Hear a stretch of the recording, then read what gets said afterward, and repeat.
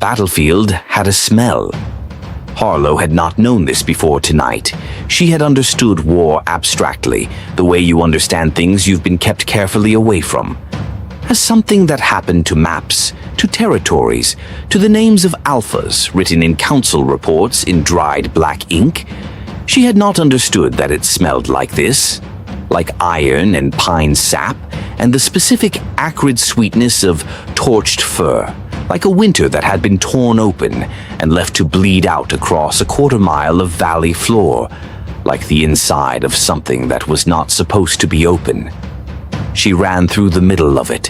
Her legs were wrong. They had been wrong since the river, since the blood river had tried to keep her, had wrapped its freezing current around her ribs like a fist, and squeezed until she was something less than a person, and more than just a body moving through cold. That had been hours ago. The cold was still in her, sitting deep in the marrow of her the way certain things sit when they decide to stay. And her legs kept threatening to make her a liar every time she demanded another stride from them. She kept demanding. The valley was enormous in the way that disasters are enormous, not just in physical scale, but in the specific psychological weight of a thing that has gotten far beyond the point where any single person could stop it. She had understood in abstract that the two armies were large. She had not understood what large looked like when it was also on fire. The eastern flank was burning. Not burning the way a hearth burns, with its domestic warmth and its contained ambition, but burning the way a thing burns when someone has decided to use fire as a tactical instrument, when the flames are not accident but architecture, when the smoke is deliberate. It rose in thick columns against the pre-dawn dark, and the light it threw was wrong. Orange and lurching, casting the kind of shadows that moved independently of the things that made them. She could see them from 40 yards out. The radius of cleared space that surrounded them was not cleared by design, but by consequence. The automatic, instinctive dispersal of every other combatant away from the specific point of maximum violence. The way living things move away from the center of a fire, not because they have decided to, but because survival is older than decision. Two massive wolves at the center of it all. Two massive, identical wolves at the center of a war that had started in some form or another. Because of her. She didn't let herself think about that. She ran 20 yards.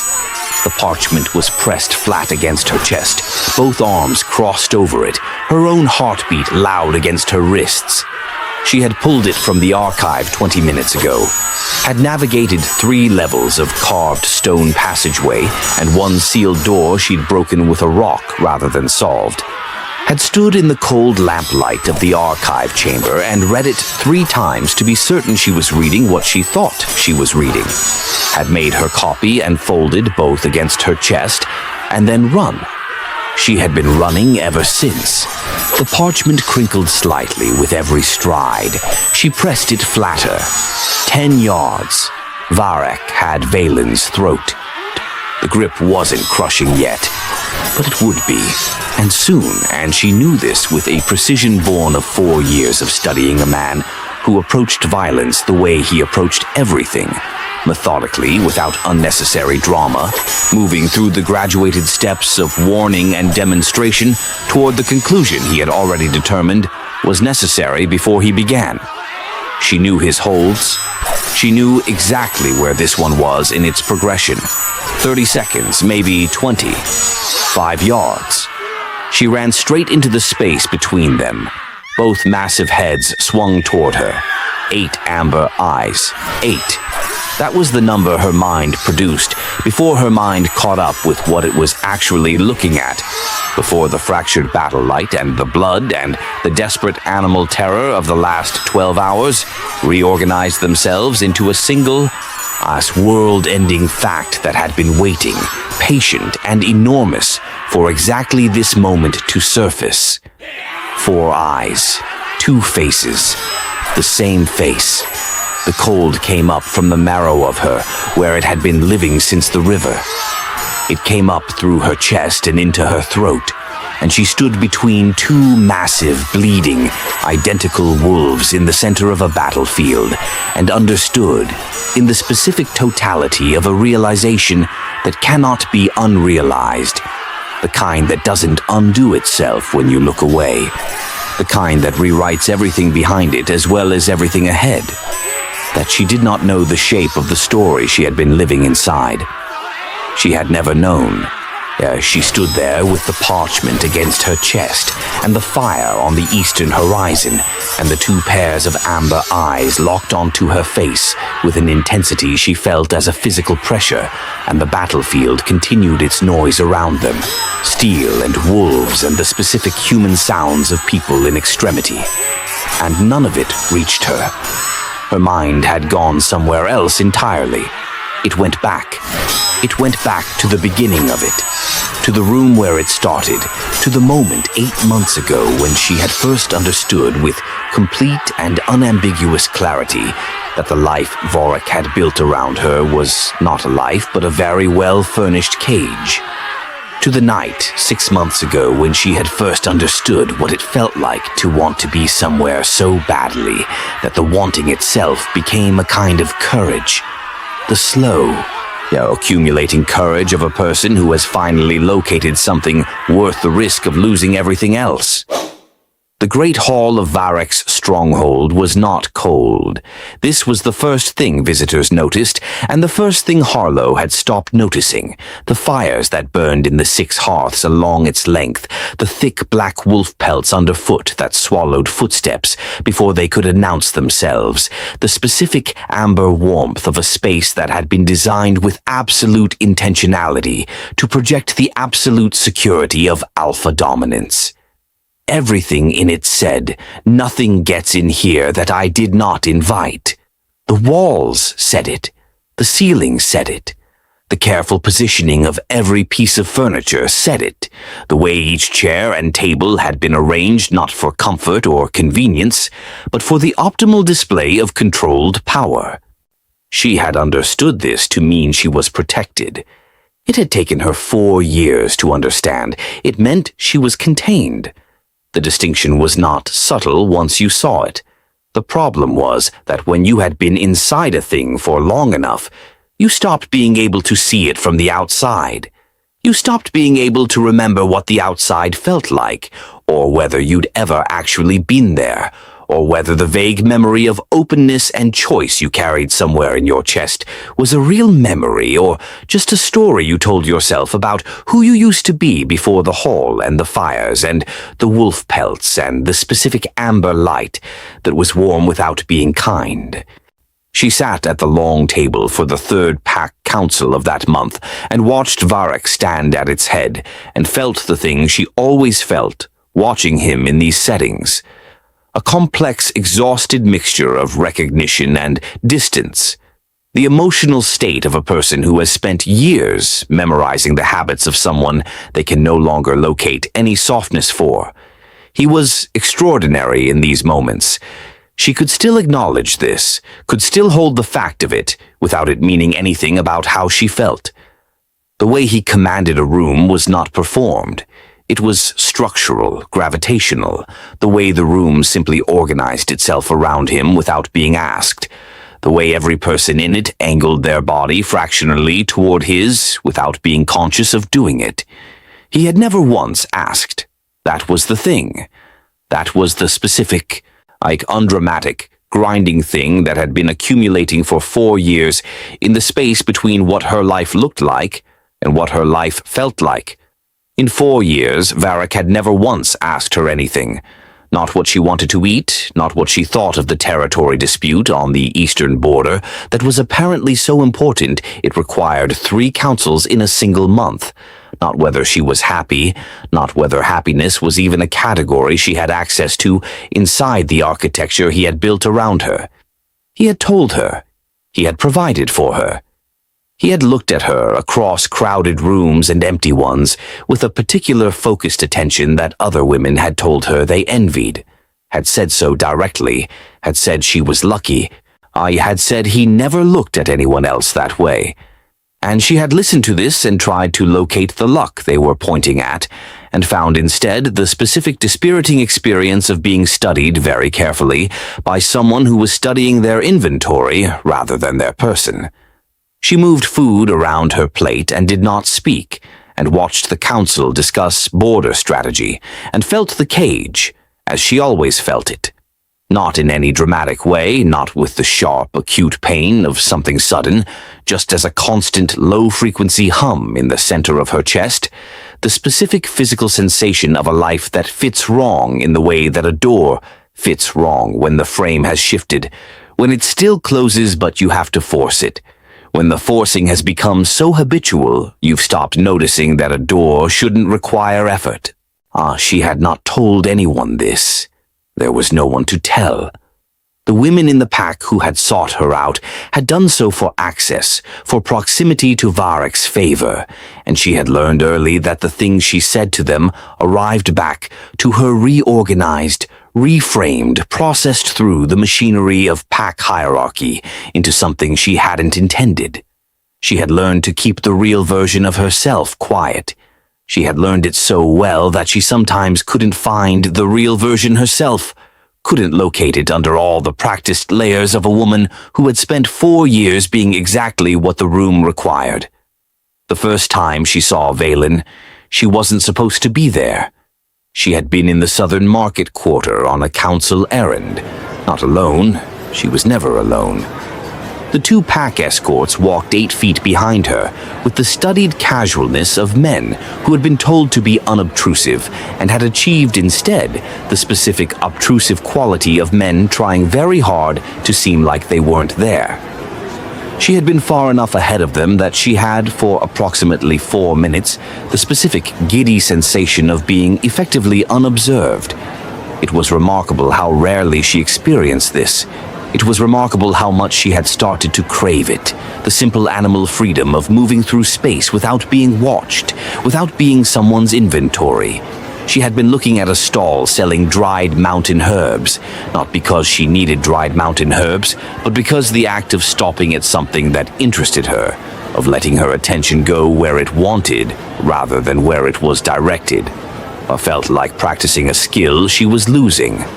The stall-keeper was an old woman with clever eyes who had seen enough Alpha's bonded mates to know exactly what she was looking at, and had the specific tact to simply display her herbs and let the woman across the table look at them for as long as she needed.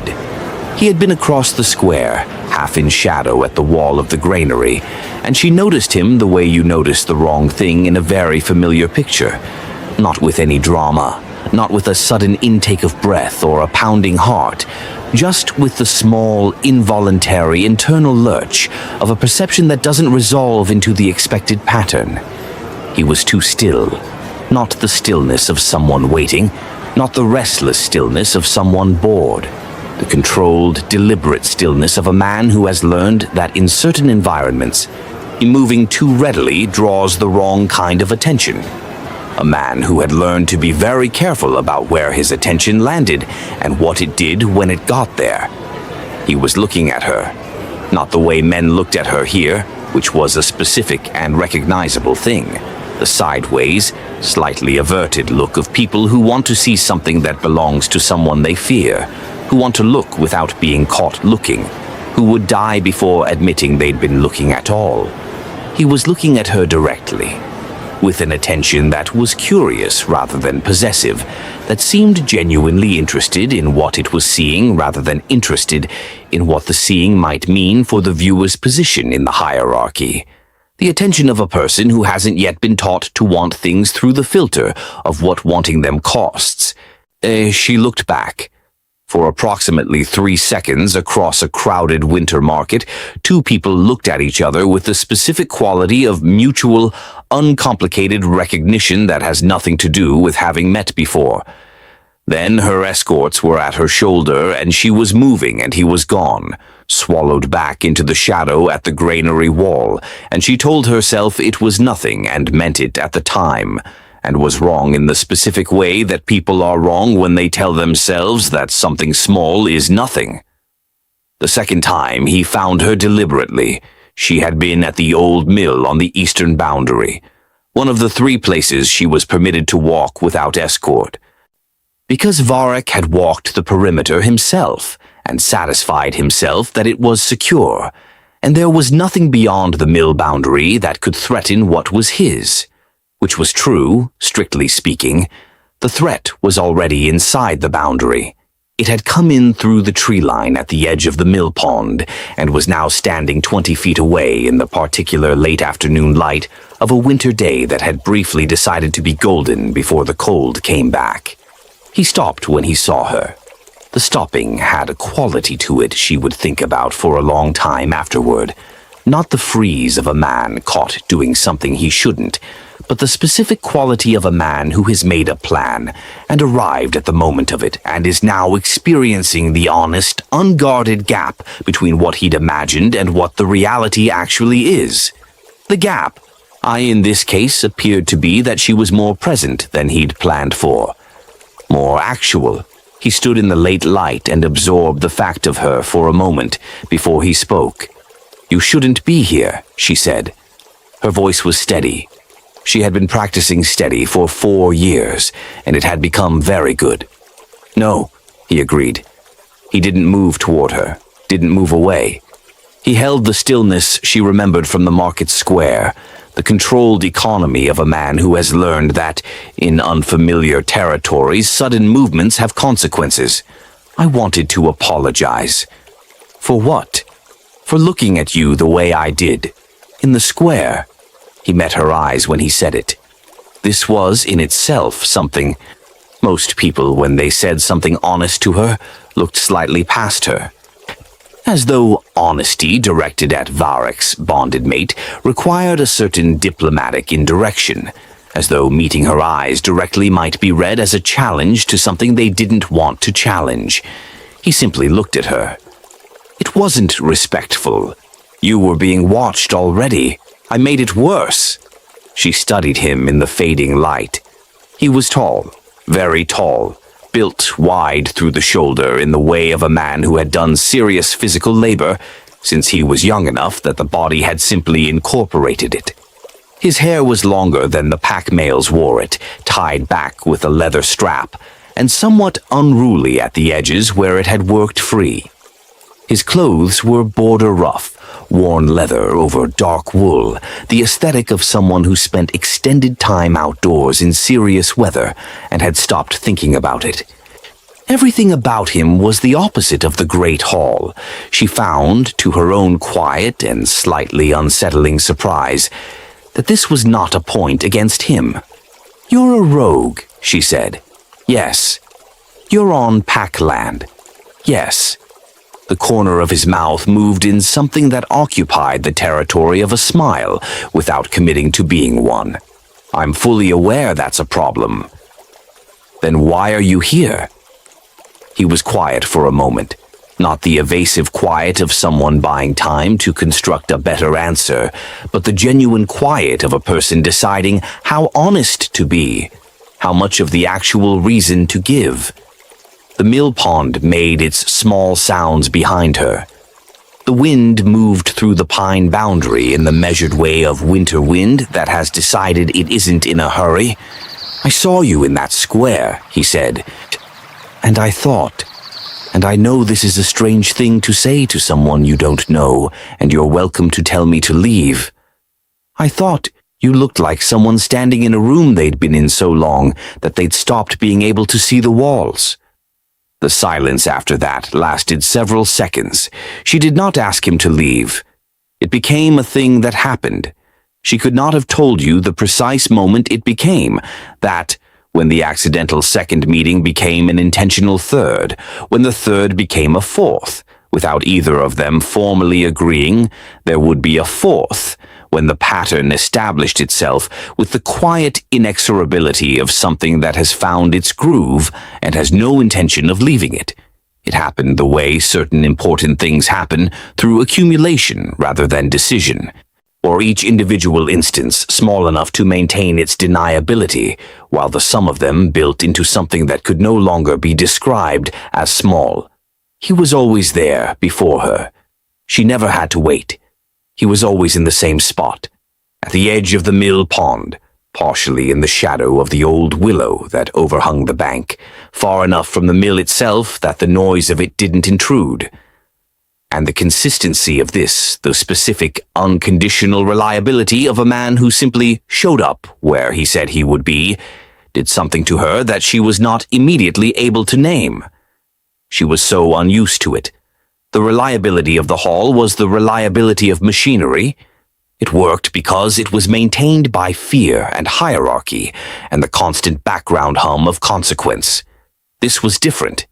Oh, this was someone choosing to be there because they wanted to be there, and the difference between those two things was larger than she'd remembered. She named it eventually. The feeling his being there produced.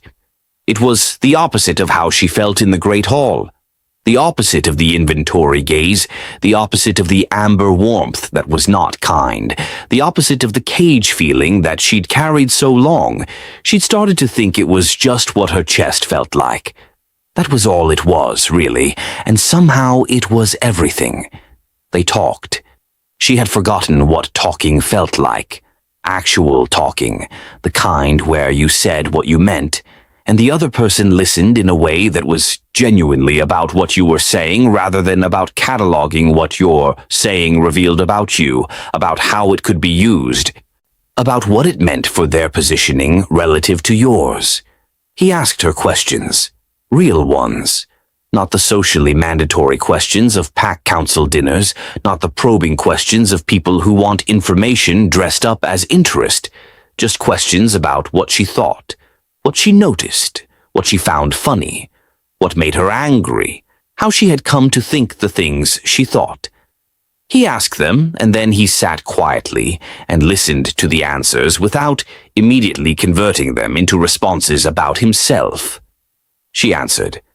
Slowly at first, carefully, the way you move carefully over ice that might not hold, testing each step before committing to the next, waiting to see if the surface would give, then less carefully, then with an increasing and slightly vertiginous awareness that she had been conserving herself for so long, rationing the real version of herself in such tiny and careful increments that the act of spending herself freely felt almost physically strange, like circulation returning to a limb that had been compressed, uncomfortable in the way of restoration, the way of things becoming themselves again after being held still too long. He told her things too, about the rogue territories, the border communities that existed in the gaps of pack control, in the places the hierarchy hadn't gotten around to claiming or had decided weren't worth the maintenance cost. About the network of people who had been discarded or escaped or simply stubbornly refused. About a different kind of life, not easy and not safe and not furnished with wolf pelts and 6 hearths, but structurally different in the one way that had started to matter most to her.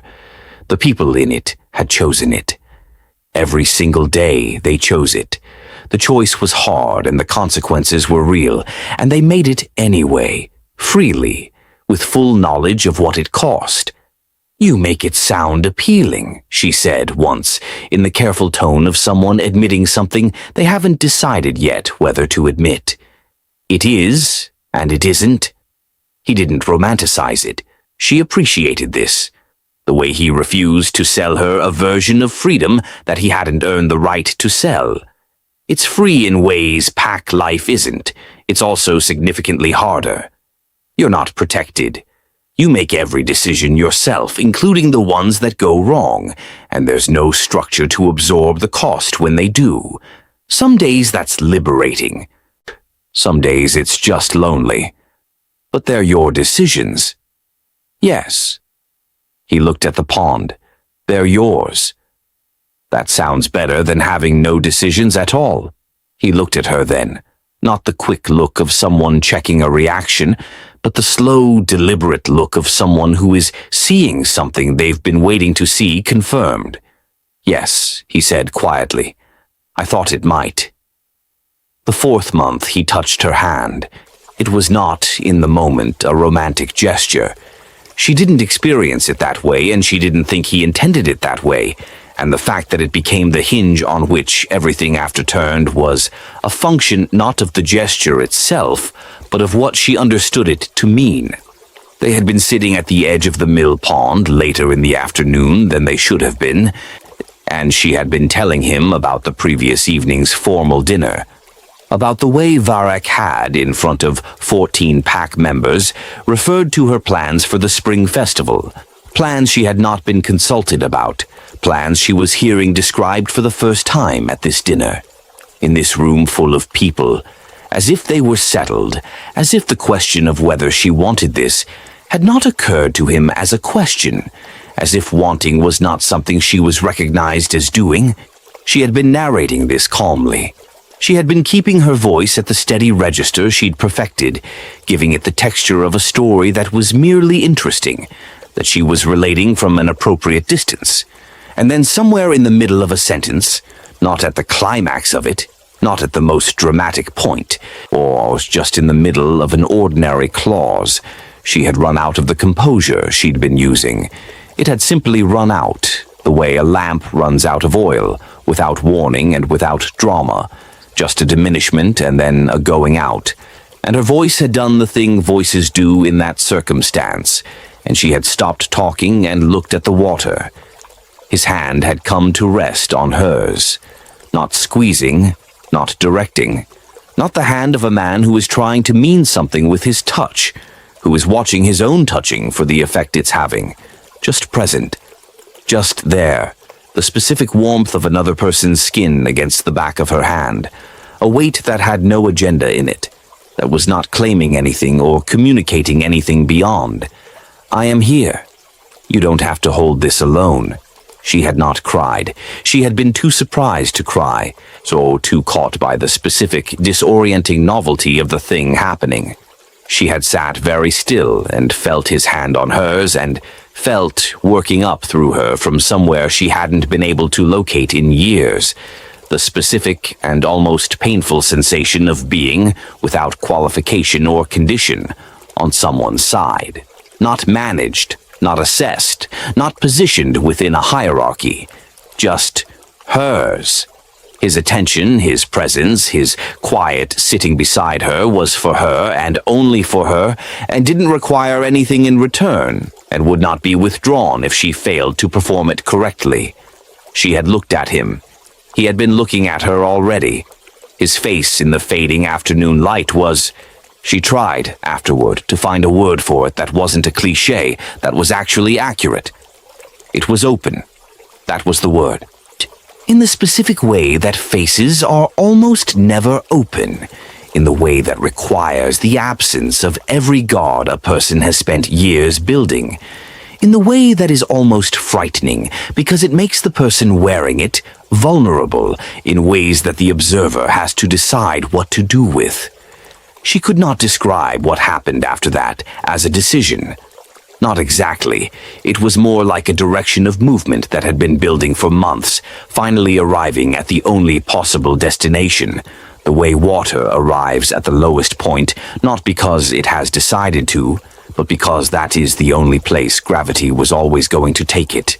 She had kissed him, or he had kissed her. Or they had arrived at each other simultaneously in the way that things arrive when they have been approaching from opposite directions for a long time, and the distance between them has finally run out. His hands came up to her face, careful and then less careful, and she felt the specific texture of his hands, rougher than Varek's, the hands of outdoor work rather than commanded work, hands that had carried their own weight, and felt the way he held her face, as though it were something precious, as though the act of holding it required attention and intention. Her own hands were on his chest. His heartbeat under her palms was fast and real and present and entirely unambiguous about what it was communicating. She had the vertiginous sensation of someone who has been standing on uncertain ground for so long that they have forgotten what solid feels like. Solid felt like this. solid felt like a heartbeat under her palms and hands that held her carefully, and a cold winter afternoon that had somehow become the most important place she'd ever been. He pulled back first, not far, an inch, 2 inches, enough to look at her with the specific quality of looking that wants to make sure the person being looked at is actually there, is actually present, has not disappeared into the moment in a way that will leave them stranded when it ends. "I need you to be sure," he said. His voice had changed, rougher, lower, stripped of the careful modulation he usually kept it in. The modulation of a man who has learned to take up very little acoustic space in environments that don't belong to him. This was the voice underneath that, the real one. "I need you to tell me you know what this is, what it costs." "I know what this is. Harlow." Her name in his mouth had a weight to it that her name in Varick's mouth had never had. In Varick's mouth, her name was a designation, a label, the word for the thing in its correct position. In Valen's mouth, it was something he was holding with both hands, something whose weight he was acknowledging. If he finds out, this isn't a political problem. You understand that. This is not a problem that gets managed in a council room. "I know. The risk for you is Valen." She said his name back to him with the same deliberateness he had used for hers, and watched something in his face open further at the sound of it. Watched him absorb the fact of his name in her mouth as though it was something he hadn't been prepared for. "I know the risk. I have been calculating the risk and living with the calculation for 4 years, and I am telling you that I understand what this costs, and I am still here at this mill pond in this cold, with my hand on your chest. I am telling you that is not an accident." He looked at her for a long moment that had the quality of a final assessment, a last honest inventory of whether this was what both of them thought it was. Then he pulled her back in. The mill pond made its quiet sounds. The pines moved at the boundary. The cold did what cold does in late afternoon, deepened and committed, and neither of them moved to account for it. And the cage was still there, would still be there when she walked back up the hill to the stronghold, would still be there in all its amber warmth and wolf pelt comfort and inventory gaze. But for this specific hour, in this specific fading light, it had receded far enough that she could almost forget the shape of it. Almost. The secret had a texture. That was the thing she hadn't anticipated, not the risk of it, which she had anticipated and assessed and accepted, with the cold clarity of someone who has decided that a calculated risk is preferable to a certain slow erosion. But the specific lived texture of carrying something precious and dangerous simultaneously, of being 2 people in the same body and having to keep both versions from being seen by the wrong eyes. There was the version of herself in the great hall. This version woke before dawn and dressed carefully and sat at Varick's right hand at the breakfast table and moved through the morning's obligations. The meetings, the social navigation, the careful performance of a woman who had been in her position long enough that it looked natural, with the expert autopilot of 4 years accumulated practice. This version said the correct things. She ate the correct amount. She asked questions about the correct topics. When Varick looked at her across a room with his warden's attention, she met the look with the expression that satisfied it, the expression that said, "Everything is in its place, nothing has moved, the inventory is intact." And then there was the version of herself at the mill pond. This version laughed, not the measured, socially appropriate laughter of the hall, not the laughter that was performed in response to hierarchy rather than to something actually funny, but the real kind, involuntary, sometimes inconvenient, occasionally too loud. The kind that happens when something genuinely catches you off guard. This version argued. She had opinions, specific and sometimes inconvenient ones, and she had stopped filtering them before they reached her mouth, because the person listening to them was interested in the unfiltered version, and she had forgotten how good that felt, forgotten it with the thoroughness of someone who had been hungry for long enough that they'd stopped registering the hunger. The distance between these two versions of herself grew with the months. This was inevitable, and she had known it would be. He had understood somewhere in the back of herself, from the very beginning, that this particular door opened in one direction only, and that direction was away.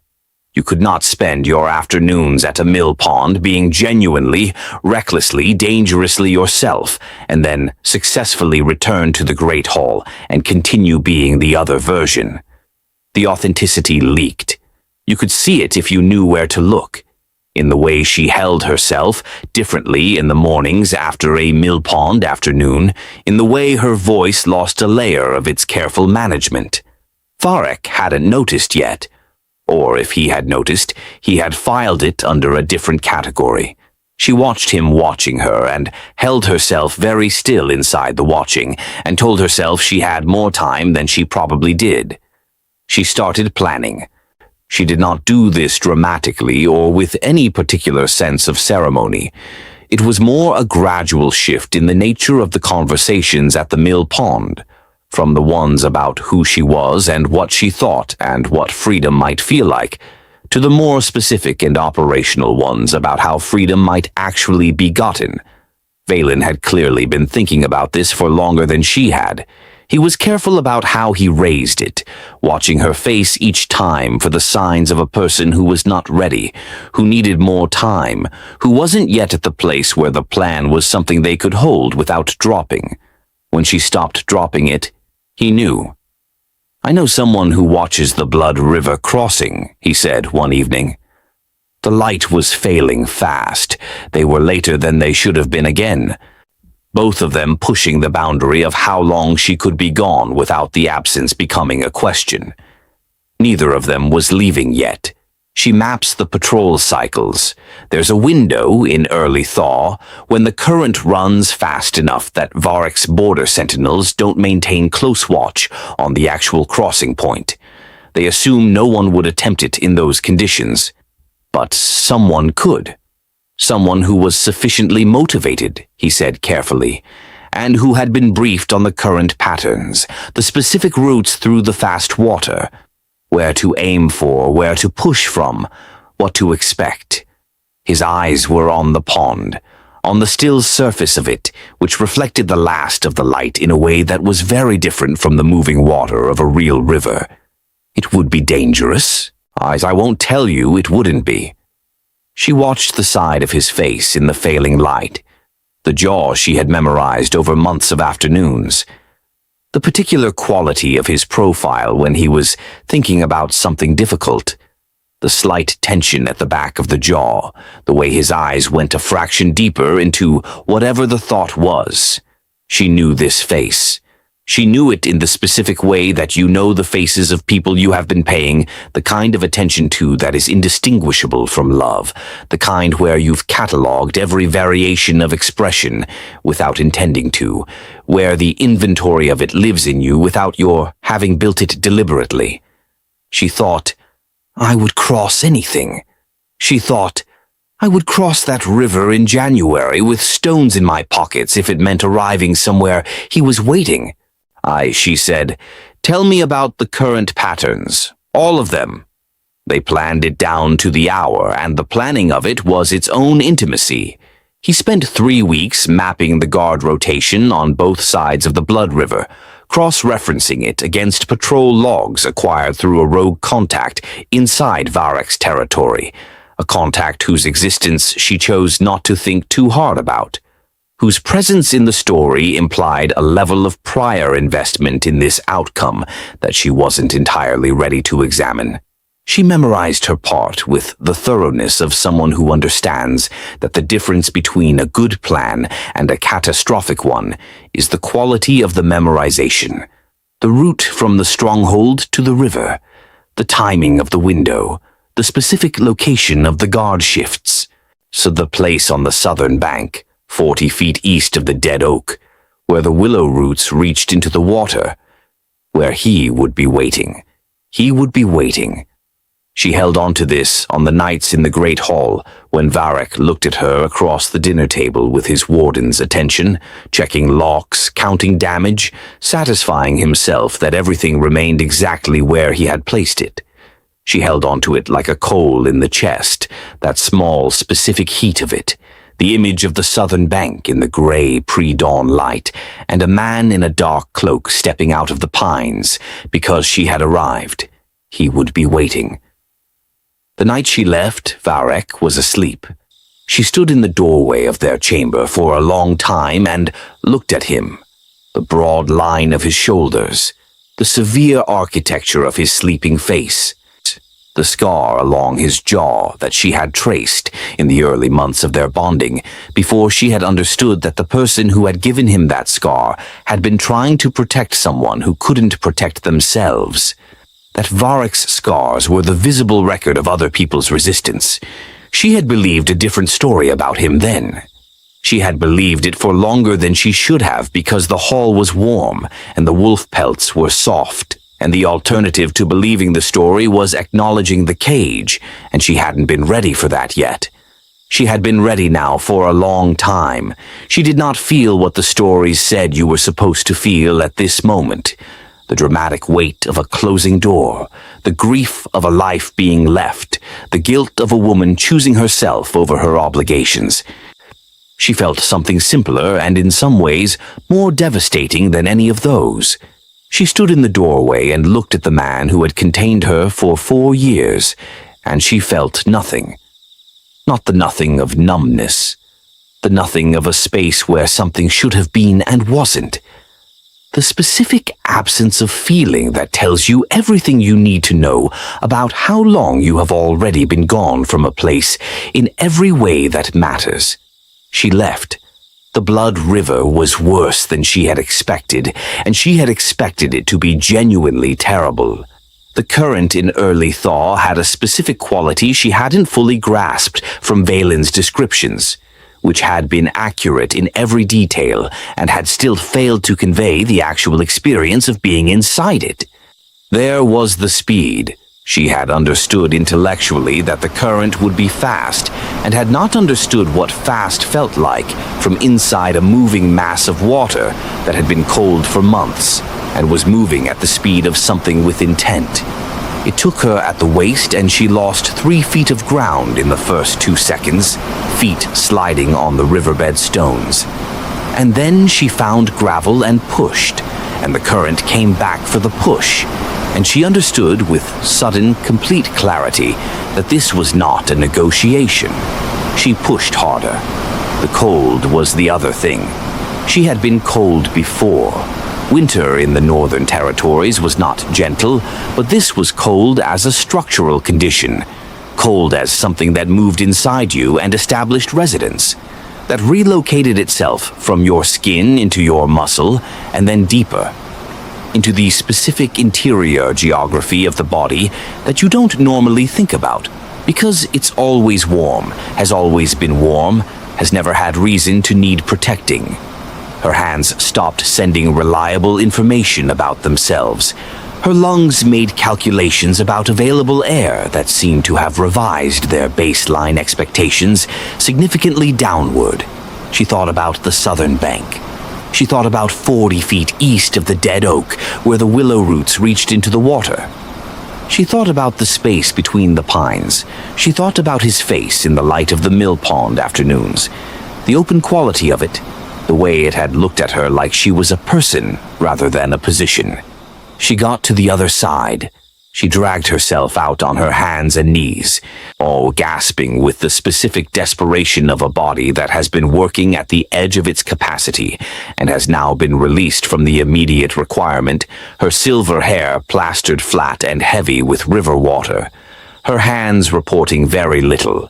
The cold was still in her in the new way, the interior way, and she was shaking with it in the fine, continuous tremor of a body doing the work of keeping itself alive. She looked up at the dark tree line and waited. Silence. The specific, terrible silence of a place that had been prepared for someone, and from which that someone was absent. Not the silence of emptiness, the silence of a space where a presence was expected and had not arrived, which is a different quality entirely, which has a negative shape to it, the shape of the thing that should be there and isn't. She waited. She counted. She waited longer than the count, longer than sense, longer than the cold in her body was entirely comfortable with. The space between the pines was dark and still and undisturbed, and then the canopy above her exploded. The weight that hit the ground in front of her shook it. Actually, shook it. A physical vibration she felt through her palms where they were pressed against the frozen earth. Black fur. Wrong size. The wrong specific category of large. The shift happened fast and badly. Fast in the way that shifts from extreme emotional states are fast, badly in the way that badly contained emotion always makes the shift ugly, the sound of it wrong, bone and muscle and intent reorganizing themselves into the shape of a man with something to prove. And then a hand closed around her throat. She looked up. Varric. She had prepared for this. She had rehearsed the emotional management of this specific outcome across every mile between the stronghold and the river, had made herself look at it directly, had told herself it was possible, had decided that even the possibility of this moment was still preferable to one more year of amber warmth and wolf pelts and the specific erosion of being looked at the way a man looks at his inventory. She had decided this clearly and completely, and she had meant it. She had not prepared for the specific sound of his voice at the end of everything. Your little treason ends tonight. Quiet. It was always quiet. The voice of a man for whom volume was an unnecessary demonstration, for whom the absence of raised tone was itself the most effective possible statement about how absolute his certainty was. She had sat across from this voice at 100 dinners. She had nodded to it in 100 corridors. She had listened to it address councils and sentinels and border wardens with the same measured, irrefutable quiet, and she had always known, somewhere underneath the knowing, that the quiet was not calm. She did not speak. She looked at him, at the scar along his jaw, at the amber eyes that were burning with something that was not entirely fury, that had something older and rawer than fury underneath it, something she recognized with a reluctant and unwanted pity as the specific hurt of a man who has organized his entire identity around a possession and found the possession gone. She felt the hand at her throat and felt the cold and felt, in some chamber of herself she had thought was evacuated, one last unwanted flicker of grief. Not for him exactly, for the version of this that had never happened, for the 4 years of almost and never that had somehow still built into something that registered when it ended. Even cages, when you have lived in them long enough, become a kind of home. Even inventory, when it is consistent enough, begins to feel like attention. She felt it for approximately 2 seconds. Then she filed it away in the place she kept things she could not afford right now, looked him directly in the eye from inside his grip, and said, "Let go of me." The sound came from the tree line in stages. Left first, then right, then from somewhere above, from the wide branches of the old-growth pines that ran along this stretch of the river. The branches wide enough for a person to stand on if that person had spent years learning to live in the places that didn't want them. The organized, multi-point emergence of people who had been positioned and patient. And then from the north, from the space between the pines, exactly where she had been looking, exactly 40 feet east of the dead oak, a single figure stepped out of the dark. Dark cloak, twin blades, the shoulder-length raven hair that she knew the specific weight of, the way it moved in wind, the way it fell when he tilted his head at the angle. He tilted it when he was listening carefully. He had been there. He had been there the entire time, held in position.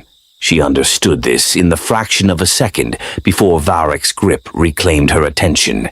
Held back not because he hadn't come, not because the plan had failed at his end, but because stepping forward before the right moment would have been the wrong tactical decision. And Valen was, underneath the rogue roughness and the border leather and the twin blades, a man who did not make wrong tactical decisions when the thing at stake was something he couldn't afford to lose.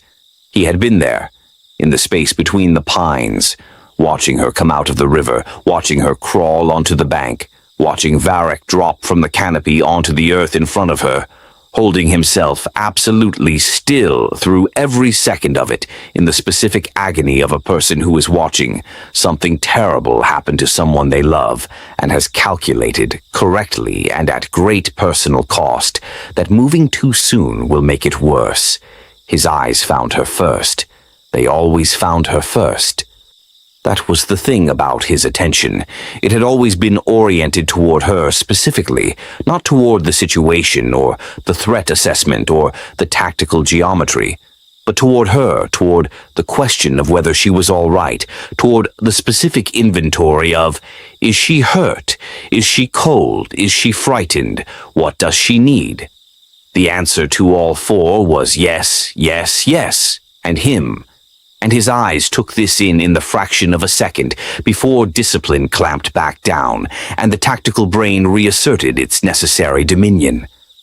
What crossed his face in that fraction of a second was not tactical, was not managed, was the specific involuntary expression of a person who has been holding themselves still through something terrible and has now barely been released from the immediate necessity of the stillness. Then his eyes moved to Varek. She felt the moment happen differently than either of them did. She felt it as the first wrong note in a piece of music she had been hearing for months. The specific dissonance of a harmony that is slightly off from what it should be, that the ear catches a fraction of a second before the mind names it, before the mind produces the word for what it is, the shape of them. She had been looking at Valen for 6 months. She knew the shape of him the way she knew things she had memorized under conditions of necessity, completely, specifically, in the detail-saturated way of someone whose continued ability to maintain a secret life depends on accurate observation.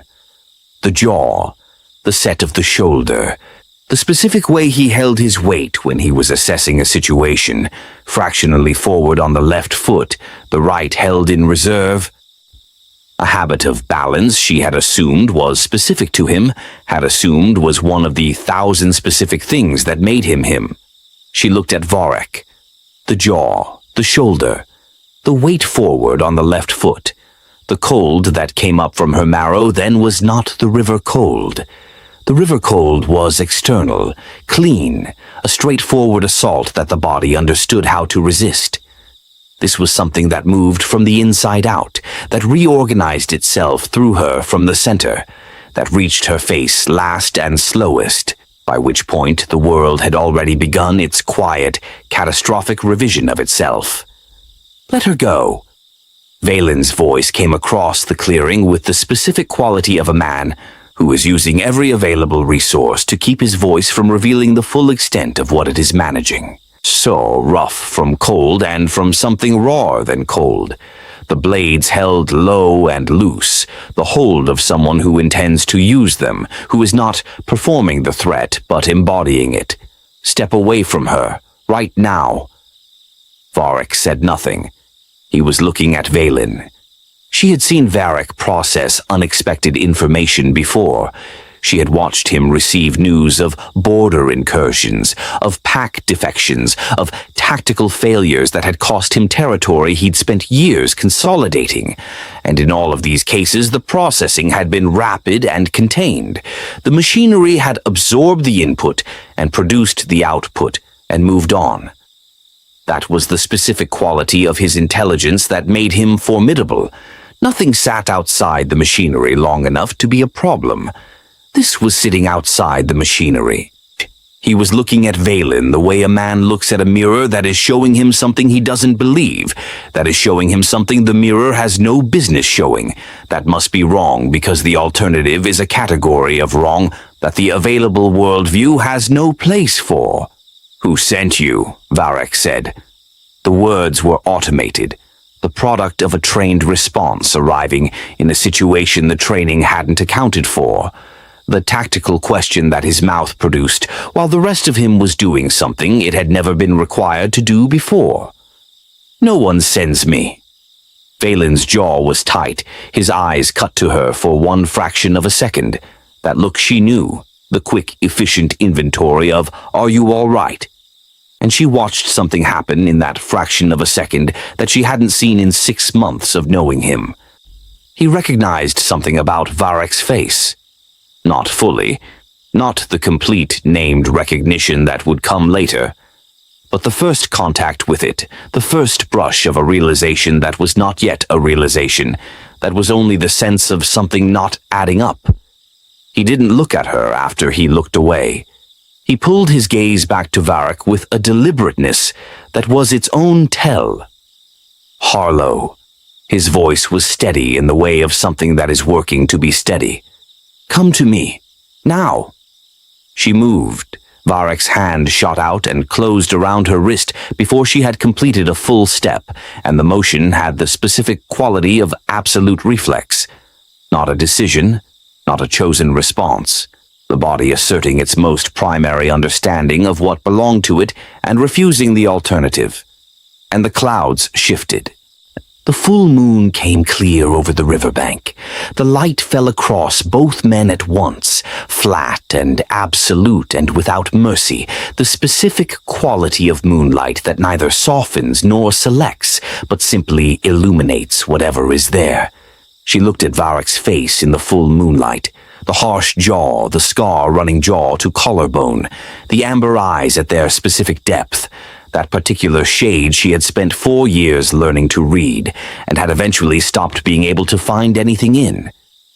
She looked at Valen's face in the full moonlight, the same jaw without the scar, the same amber eyes at the same specific depth, the same shade she had spent 6 months falling into, with the specific helpless quality of falling into something you have chosen to fall into, because you have decided that the landing, whatever it is worth the fall. The same shade, the same jaw, the same face. The realization did not arrive as a thought.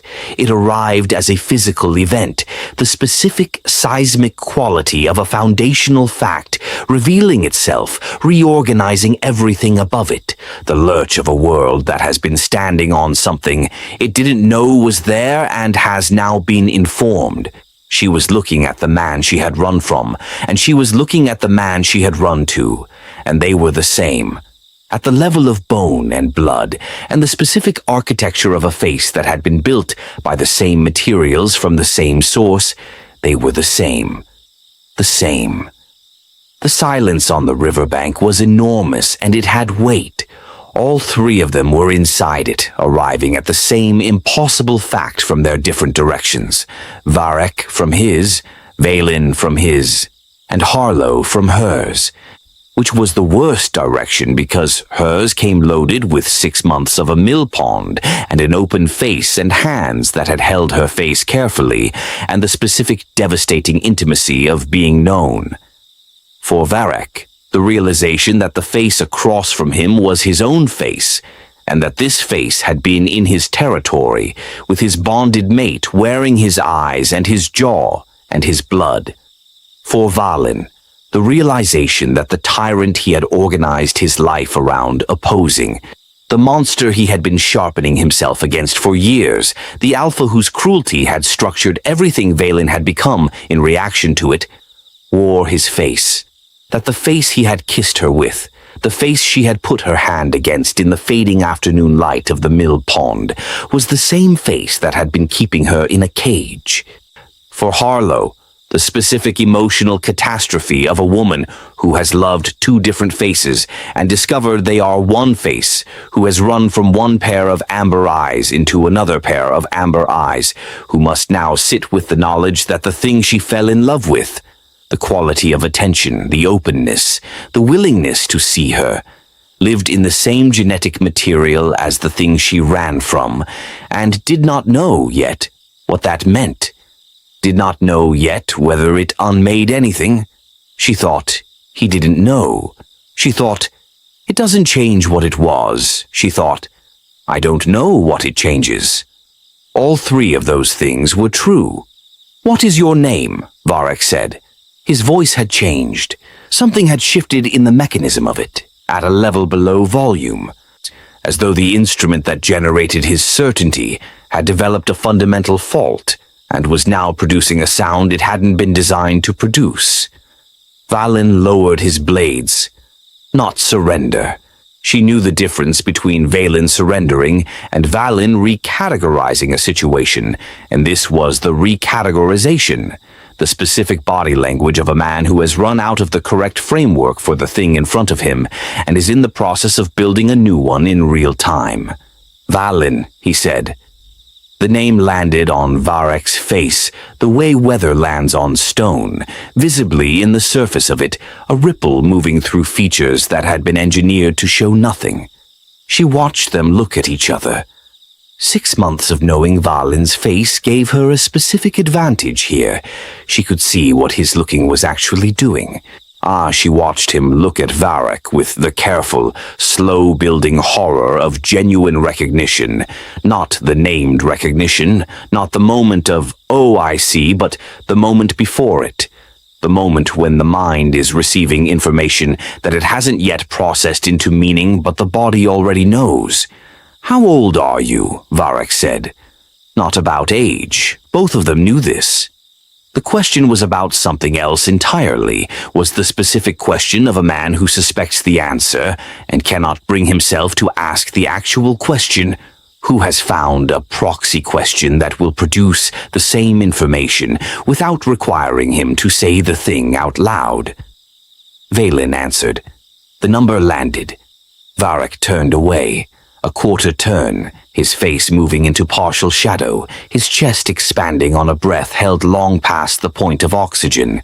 I held with the specific quality of a man using the physical act of not exhaling as the last available instrument of control. They were the same age. Of course they were the same age. They had the same face. The almost human thing in Varek's face lasted approximately 4 seconds after the number landed. She watched it happen, watched the raw, unprocessed thing, that thing she had never seen in 4 years, the thing that lived underneath the machinery, the original material before the years had finished processing it, run out of whatever had briefly allowed it to surface, watched it get replaced with the practiced, total efficiency of a man who has spent decades ensuring that nothing reaches him before he is ready for it to reach him. He looked at Valen the way a general identifies a liability that should have been eliminated before it became a problem. He moved. The forest became a demolition site. She ran parallel to the destruction, not away. She couldn't go back across the river, keeping the combat on her right and using the cleared path they were leaving through the trees, because both of them had entirely forgotten she existed, and she had approximately 60 seconds before one of them remembered. She made it to the ridge. 40 yards east, a granite shelf she went up on, shaking arms and hands that were still not entirely sure they were hands, and from the top of it she saw the valley lit orange by Varek's firebearers on the eastern flank, saw the two armies already moving. I heard the howls building from north and south in response to the dual call that had already gone out. She thought, this is because of me. Then she thought, no, this is because of something decades older than me, something that was built into the shape of the world before I was placed in it, and I am going to find out what it is. The Eastern Hollows archive was a wound in the earth, a natural cave system lit by bioluminescent moss, cold and dense and 3 levels deep. Past a sealed door she broke with a stone, past passages designed to disorient anyone who didn't know to follow the warmth of old documents toward their source. She arrived in a chamber the size of a great hall and started pulling records. She found it 40 minutes later. She read it 3 times, giving it the careful attention it deserved. The attention of a person who understands they are holding something that will change the shape of everything they return to. Then she pressed it to her chest and ran back toward the fire. The valley was catastrophic in the way that things become catastrophic when every smaller escalation has been allowed to proceed unchecked. Not a sudden catastrophe, but an accumulated one. The sum of every border skirmish and rogue raid and pack reprisal that had been building pressure for years finally finding its single point of release. She ran through the center of it with the parchment against her chest and her legs still wrung from the river, and the cold still in the marrow of her, and the specific focused urgency of a woman who has run out of the luxury of being uncertain. She found them by following the destruction, the radius of cleared space. The automatic dispersal of every other combatant away from the 2 points of maximum violence at the center, and she came through the outer edge and stopped. Varric had Valen's throat. She ran straight into the space between them. Both massive heads swung toward her. She unfolded the parchment. She pressed it against her forearm to hold it flat in the firelight from the eastern flank. Her hands were shaking from cold and exhaustion and something that was not quite fear, but lived in the same neighborhood. She read it aloud, not to herself, to the battlefield, to the radius of stillness that had formed around them, to the 2 men in front of her who had been trying to kill each other for the wrong reasons in the wrong war. Recorded in the 7th year of the current council's tenure, regarding the twin-born sons of the Varric line Alpha and his bonded mate. The council convened in emergency session, finding by unanimous vote that the survival of both twins into maturity represents an unacceptable consolidation of Alpha bloodline power, hereby authorizes the following action. The elder twin to be designated heir and positioned within the Northern Territory. The younger twin to be removed from pack records, classified as deceased, and delivered to a council-aligned placement in the Eastern Territories. All records of the twin birth to be sealed at highest classification. The mate to be informed that the second infant was stillborn. She lowered the parchment. The 2 wolves had shifted back while she read. They stood in front of her now in human form, both of them battered and blood-covered and carrying the accumulated damage of a night that had been running for hours. And they read the parchment over her shoulder with the focused, absolutely still attention of men who have just been handed the explanation for the entire shape of their lives. Varric reached out and took the document from her hands. He did not grab it. He took it the way you take something that is fragile and important and has no substitute. They told her I was dead. Valen's voice was barely above a breath. The tactical composure was entirely gone. What was underneath it was raw in the way of something that has been kept in the dark for too long. My mother. They looked her in the eye and told her I was dead. A long silence. She never stopped grieving, Varric said. The words dropped between them, and the rings of them went out and out across the blood-soaked ground of the battlefield, and neither man spoke, and the silence had the quality of the only appropriate response to something that has no appropriate response. She stood between them and did not move. She looked at Valen's face, the jaw she had learned over 6 months of afternoons. The open quality she had fallen into in the fading light of the mill pond, the specific attentiveness of a man who had looked at her and seen a person. She looked at it now on a battlefield, in the specific ruin of a night that had broken and remade several things, and she tried to locate the feeling she was supposed to have in this moment. The betrayal, the devastation, The clean narrative resolution of a love triangle discovering its geometry. She couldn't find it. What she found instead was more complicated and less comfortable and more true. He hadn't known. This was not a manageable fact, not one she could set aside or discount. It was structural. It determined the entire meaning of everything, and it was true. He had not known that the tyrant he'd spent his life opposing wore his own face. He had not known that the woman he had found at the mill pond was bonded to his mirror image. The things he had given her, the questions, the patience, the specific quality of being seen, had not been calculated. They had been real because there had been no reason for them to be anything else. It doesn't change what it was. She thought this clearly, firmly, in the way you think things that you need to be true. The amber eyes at the mill pond had been real amber eyes. The open face had been a real open face. The heartbeat under her palms had been a real heartbeat, belonging to a real person who had chosen to show up at a mill pond on a cold afternoon because he thought she deserved someone on her side. She looked at Varric, who was holding the parchment with the same careful hands that had always been anything but careful with her. She looked at the scar along his jaw and thought about the person who had made it, and whether that person had also thought they were on someone's side. She thought about the amber warmth of the great hall and the wolf pelts, and the specific loneliness of a man who had been built into a tyrant by a council that needed a tyrant in that position and had never been given anything that might have made him something else. She thought, I don't know what happens now. She thought, whatever happens, I need to be the one holding the information. They're still up there, she said. Her voice came out steadier than she had expected. The council, in the sanctuary on the mountain.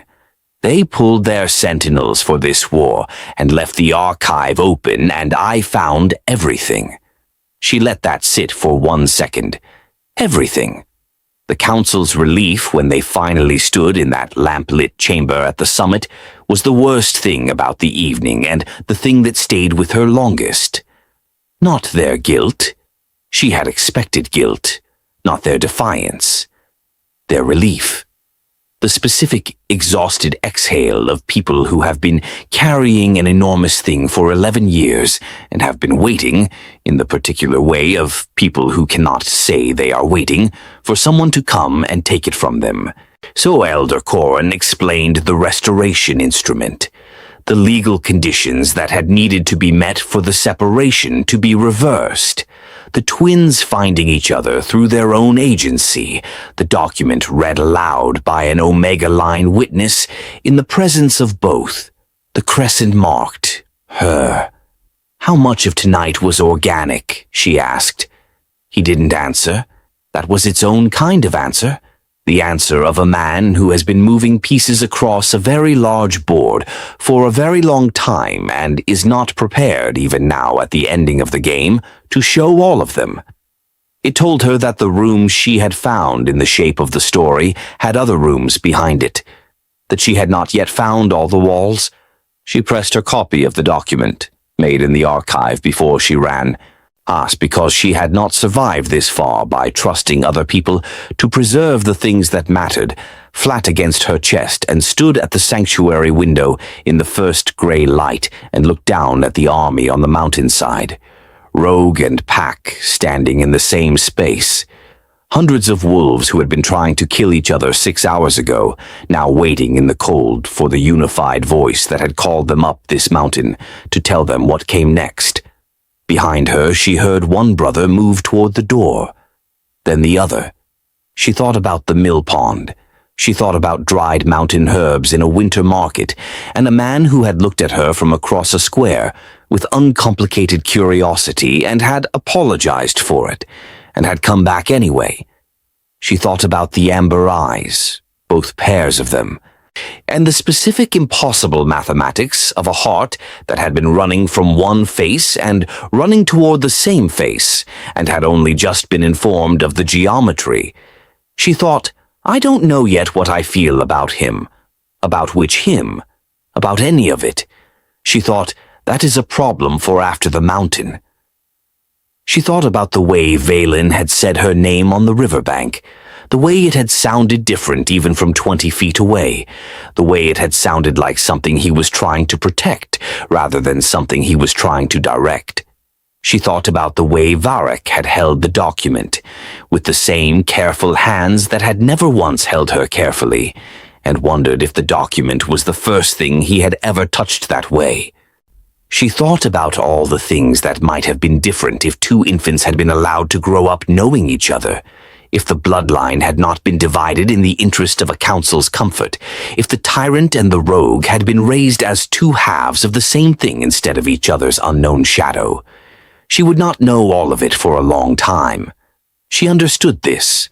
The document against her chest was a beginning, not an ending, the first page of a much longer account of what had been done and why and by whom and what it would cost to undo.